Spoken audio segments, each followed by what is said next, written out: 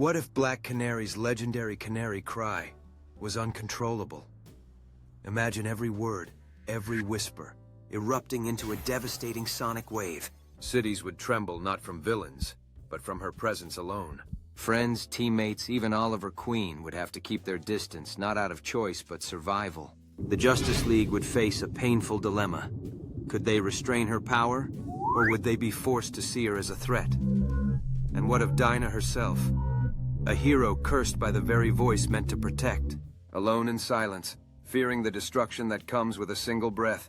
In a world where the canary cry could never be controlled, Black Canary's greatest gift would also be her greatest tragedy.